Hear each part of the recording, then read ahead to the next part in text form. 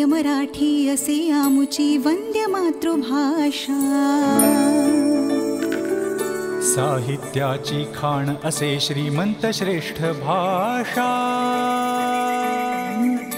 कारभार राजाचा चाले अशी राजभाषा।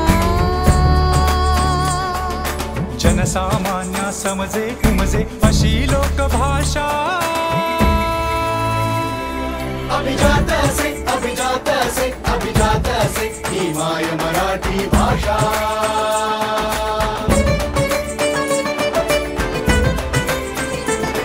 अभिजात असे ही माय मराठी भाषा। अभिजात मराठी भाषा। अभिजात मराठी भाषा। शांतता, मराठीचं कोर्ट चालू आहे। शांतता, मराठीचा कोर्ट चालू होत आहे हो।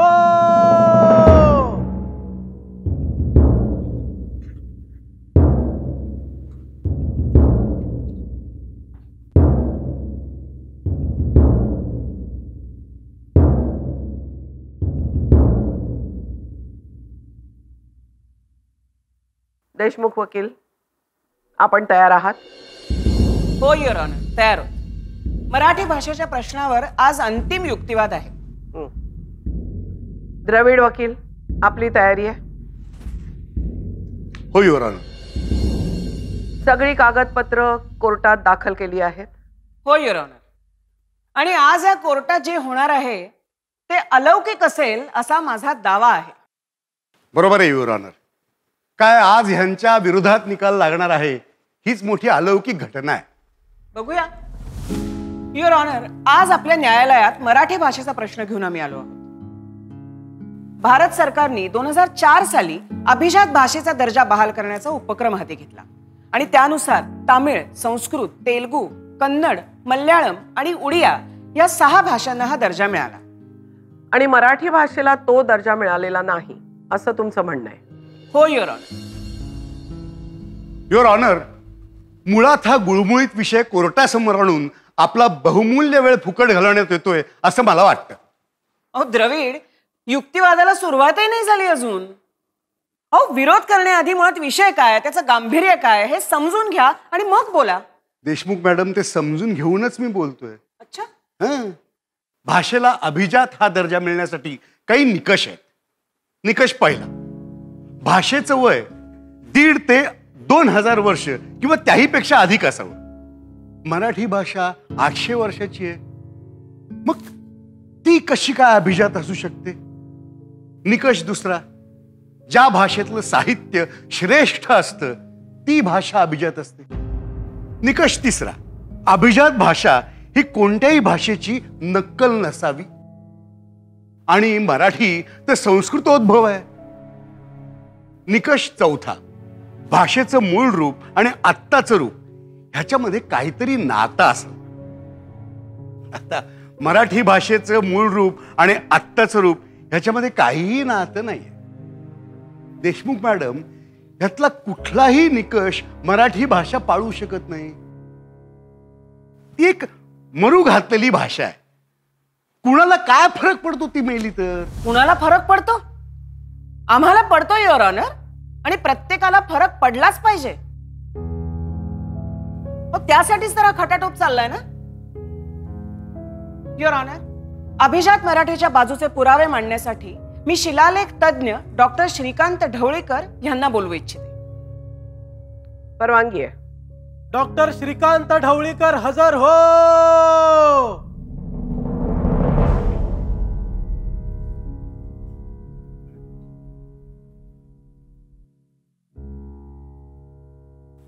नमस्कार डॉक्टर। नमस्कार। मला सांगा, मराठीतला पहिला शिलालेख कोणता आहे? शिवनेरी जवळ सह्याद्रीमध्ये नाणेघाट आहे आणि तिथे जो शिलालेख आहे तो मराठीतला आजवर उपलब्ध झालेला पहिला शिलालेख आहे। ढवळीकर साहेब, ह्या शिलालेखाचं वय काय? 2230 वर्ष, म्हणजे 2230 वर्ष। बरोबर। आणि त्याची लिपी? मी सांगतो, देवनागरी। युअर ऑनर, आणि देवनागरी लिपीचं वय आहे 1100 वर्ष.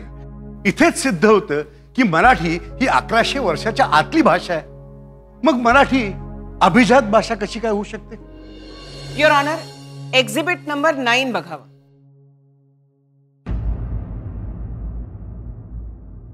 वकील साहेब, तुम्ही म्हणालात की हा जो लेख आहे तो देवनागरी लिपीमध्ये आहे. ते चुकीचं आहे. हा शिलालेख ब्राह्मी लिपीमध्ये आहे आणि ब्राह्मी लिपी 2500 वर्ष जुनी आहे. धन्यवाद ढवळीकर. आपण बसू शकता. युअर ऑनर, मी माझे पुढचे साक्षीदार व्याकरणकार वररुची यांना न्यायालयात बोलवू इच्छिते. काय नाव काय? वरू कोण? वररुची. वररुची? हो देशमुख मॅडम, तुम्ही काय चेष्टा करताय का?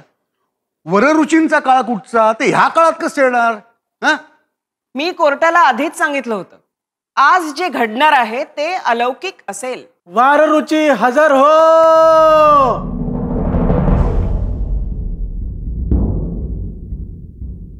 पुढच्या वेळेस माझं नाव तेवढं पाठ करून या. वररुची. हा. न्यायाधीश महोदया, पैशाची, शौरशैणी, मागधी, महाराष्ट्री प्राकृत या भाषांचं व्याकरण मी 2000 वर्षांपूर्वी लिहिलं. प्राकृत प्रकाश या ग्रंथात व्याकरणाचे सगळे नियम सांगून झाल्यावर शेवटी मी म्हटलंय शेषम महाराष्ट्रीवत.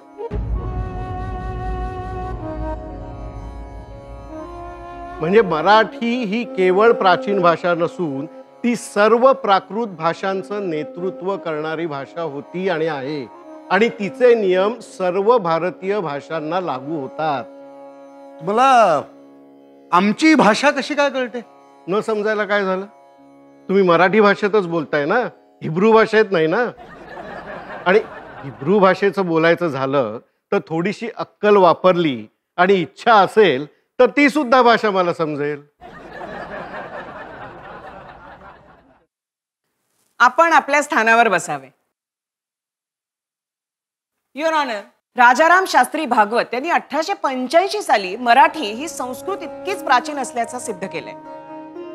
ज्ञानकोशकार केतकर यांनी 1935 साली लिहिलेल्या प्राचीन महाराष्ट्र या ग्रंथात मराठी संस्कृतपेक्षाही प्राचीन भाषा असल्याचे पुरावे आहेत. हे सर्व पुरावे मी कोर्टात दाखल केलेच आहेत.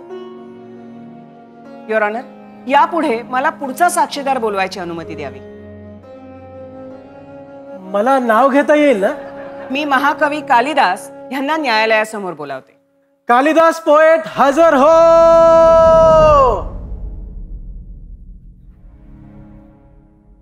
कविराज, शाकुंतल नाटक आपण लिहिलंय बरोबर? काही शंका आहे का आपल्याला? नाही, तसं नाही. कोर्टासमोर असं सांगावं लागतं. होय, मीच शाकुंतल नाटक लिहिलं. मग शाकुंतल नाटकात काही संवाद आपण मराठीत लिहिले, खरं ना? अर्थात. मग तुम्ही कोर्टाला सांगू शकाल ह्यामागचं कारण? सांगतो. कारण मराठी भाषा सुरुवातीपासून अत्यंत महत्वाची आणि लोकांना आवडणारी आहे. प्रेक्षकांची मनं जिंकायची असतील तर त्यांच्या मनाच्या जवळ काय आहे हे नाटककार म्हणून जाणून घ्यावंच लागतं. त्यातूनच यश मिळतं. आता महाभारत संस्कृत भाषेतला प्रचंड लोकप्रिय ग्रंथ आहे. त्यातही मराठीतले अनेक शब्द वापरलेत. शूद्रकाचं मृच्छकटिक बघा, काय अप्रतिम नाटक, काय कथानक आहे. त्यातही मराठी भाषेचे अनेक नमुने आढळतात. युअर ऑनर, एक्झिबिट 11 बघावं. ह्यात कालिदास कवींच्या नाटकातली मराठी वाक्य आहेत. तुझ्झण आणे हि अयम मम उण कामो दिवाविरतिम्मि निघ्घिण तवई बलीयम तुई वुत्त मनोहराई अंगाई. युअर ऑनर, हे असे मराठीतले पुरावे खोटे किंवा तात्पुरते बनावट तयार केलेले असू शकतात. तुमच्याकडे इतर भाषेतले काही पुरावे आहेत का? आपण स्थानापन्न व्हावं. अजूनही पुरावे मागताय आपण? कमाल आहे. अहो, संस्कृत, पाली, सिंहली, तमिळ आणि इंग्रजी अशा सर्व भाषांमधल्या पुराव्यांची रास आम्ही पठारे समितीच्या अहवालात दिलेली आहे. साहेब, एक्झिबिट नंबर 13 बघा जरा. युअर ऑनर, आमचे पुढचे साक्षीदार डॉक्टर अय्यंगार हे तामिळ भाषा तज्ज्ञ आहेत. डॉक्टर अय्यंगार हजर हो.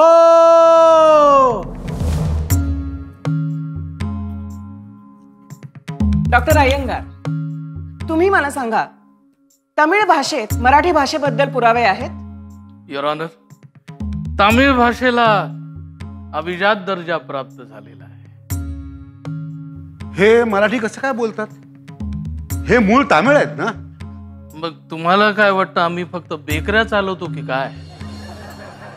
आमच्या तामिळ संगम साहित्याचा इतिहास 2300 ते 2600 वर्ष जुना आहे आणि त्यामध्ये मराठी बोलणाऱ्यांचा खणखणीत उल्लेख आहे. काय सांगता? आमच्या संगम साहित्यातला एक उदाहरण आहे का? कावेरी नदीवर धरण बांधण्याचं काम सुरू झालेलं आहे. जगातल्या तज्ज्ञांना तिथे पाचारण करण्यात आलेलं आहे. आलेल्या गोवंडांच्या हातामध्ये जादू आहे आणि ते आपापसात बोलताना मराठी भाषेत बोलतात, असं आमचं संगम साहित्य सांगतं. आणि हा पुरावा 2300 वर्ष जुना आहे. आता तुम्हीच सांगा, जर मराठी भाषा तेव्हा अस्तित्वातच नसती तर हा उल्लेख तमिळ भाषेत कसा काय आला असता? मराठी जर 800 वर्षांपूर्वीच जन्माला आली असेल तर तिचं महाविद्यालय तामिळनाडूमध्ये तेव्हा लगेच कसं काय निघेल? तर माझ्या म्हणण्याप्रमाणे कन्नड, तमिळ, तेलुगू या भाषांप्रमाणेच मराठी भाषा सुद्धा प्राचीन भाषा आहे, हे या पुराव्यांवरून सिद्ध होत नाही. अहो वकील साहेब, यज्ञ मंडपामध्ये पुरोहित लोक संस्कृत मध्ये मंत्र म्हणत असत. जे लोक संस्कृत मध्ये मंत्र म्हणत असत ते पुरोहित आपापसात बोलताना मराठीमध्ये बोलत असत, म्हणून मराठी भाषा बोलण्याला त्यांना बंदी घालण्यात आली होती, असं राजाराम शास्त्री भागवत म्हणतात. डॉक्टर, तुमचा पालीचाही अभ्यास आहे बरोबर? पालीमध्ये मराठीचे काही पुरावे सापडतात का? आहेत ना. बिहारमध्ये राजगृहाला 2250 वर्षांपूर्वी विनय पिटक नावाचा पाली भाषेमध्ये बौद्ध ग्रंथ निर्माण केला गेला. त्या ग्रंथामध्ये मराठी बोलणाऱ्यांचा उल्लेख आहे. धन्यवाद डॉक्टर अय्यंगार. युअर ऑनर, मी माझा पुढचा साक्षीदार न्यायालयासमोर आणू इच्छिते. श्री हरिभद्र. श्री हरिभद्र हजर हो.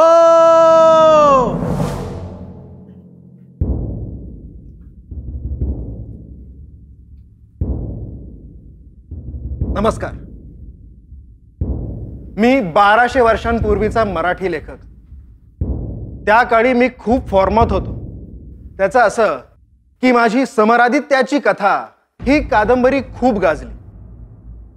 त्यात मी जादुई वास्तववाद हा फॉर्म वापरलाय. आणि बरं का द्रविड वकील, गॅब्रिएल गार्शिया मॅर्केज याने त्याच्या 100 इयर्स ऑफ सॉलिट्यूड या ग्रंथात जवळजवळ हाच फॉर्म वापरलाय आणि त्यासाठी त्याला नोबेल पारितोषिकही मिळालंय. पण आमचं नाव कोणाला माहीत असण्याचं काय कारण नाही का? काय चाललंय काय? ही काय फॅन्सी ड्रेस कॉम्पिटिशन आहे का? जो येतोय तो पढवून बोलल्यासारखा बोलतोय. अहो काय करणार? काय करणार सांगा ना. मराठी भाषा मरण पावते असं तुम्ही सहज बोलून जाता, पण तुमच्या अशा बोलण्याने आमच्यासारख्यांच्या जीवाला चटका लागतो याची तुम्हाला कल्पना नाही. एखादी भाषा संपते तेव्हा ती नुसती भाषा संपत नाही, तर त्याच्याबरोबर एक अख्खी संस्कृती संपते, नामशेष होते. पण त्याचं तुम्हाला काय नाही का? मुळात त्याच्यासाठी भाषेबद्दल कळावं लागते, माणसांविषयी प्रेम लागतं, जे तुमच्यात अजिबात नाही.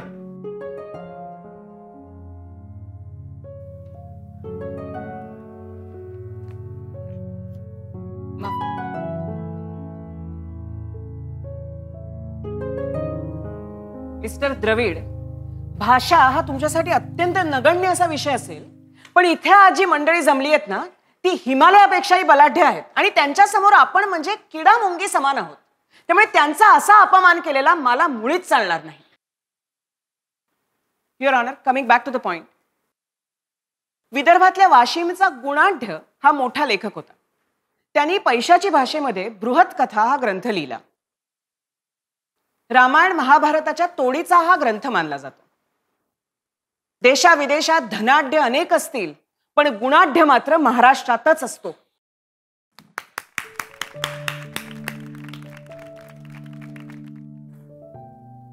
असे अनेक श्रेष्ठ ग्रंथ आणि प्रतिभावान साहित्यिक मराठीत असल्याने मराठीतलं साहित्य श्रेष्ठ दर्जाचंच आहे. मराठीचा प्रवास गाथा सप्तशती ते तुकोबांची गाथा असा असल्याने आपल्या साहित्याची श्रेष्ठता स्वयंभू आणि स्वयंस्पष्ट आहे. अहो, ज्या भाषेत हाल, पादलिप्त, प्रवरसेन, उद्योतन सूरी, हरिभद्र, ज्ञानेश्वर, चक्रधर, नामदेव, जनाबाई, चोखामेळा, एकनाथ, तुकोबा, फुले आंबेडकर, अण्णाभाऊ, विंदा, कुसुमाग्रज, साने गुरुजी, विनोबा, ढसाळ, बागुल, शेळके, कोल्हटकर, चित्रे, पाध्ये अशा सगळ्यांनी लिहिलं ती भाषा श्रीमंत भाषा आहे. द्रविड, यावर आपल्याला काही बोलायचंय? युअर ऑनर, मराठी ही मरू घातलेली भाषा आहे. ती मेल्याने कुणाचं काहीही बिघडणार नाही. हे बघा, 12 कोटी लोक मराठी बोलतात. जगातल्या 200 पैकी 113 देशात मराठी बोलली जाते. गेली 215 वर्ष मराठीमध्ये पुस्तकं छापली जात आहेत. मराठी ही राजभाषा, ज्ञानभाषा, महानुभावांची धर्मभाषा आणि लोकभाषा म्हणून सर्व भाषांमध्ये अग्रणी आहे. भाषा मरते तेव्हा एक संस्कृती मरते. जी भाषा घडवण्यासाठी आपल्या पूर्वजांनी शतकानुशतकं प्रतिभा पणाला लावली, ती मरण्याची वाट पाहणारे हे करंटे आहेत. धिक्कार असो त्यांचा, धिक्कार असो त्यांचा. सॉरी. दोन्ही बाजूच्या वकिलांनी मांडलेले मुद्दे, त्यांनी तपासलेले साक्षीदार आणि तज्ञ यांनी दिलेले पुरावे मी काळजीपूर्वक ऐकले. मराठी ही अभिजात भाषा आहे. ही साहित्य अकादमीच्या तज्ञांनी केंद्र सरकारला केलेली शिफारस योग्य आहे. अर्थात माझं हे मत असलं तरी तुम्हाला मराठी अभिजात असल्याचे पटत असेल तर तमाम मराठी जनांनी लोक अभियान सुरू करायला हवं. या अभिरूप न्यायालयाचा निकाल आपल्याला समजलेलाच आहे. आता आपल्याला विनंती करायची आहे महामहिम राष्ट्रपतींना की कृपया मराठीला अभिजात दर्जा मिळण्यासाठी सकारात्मक निर्देश द्यावेत.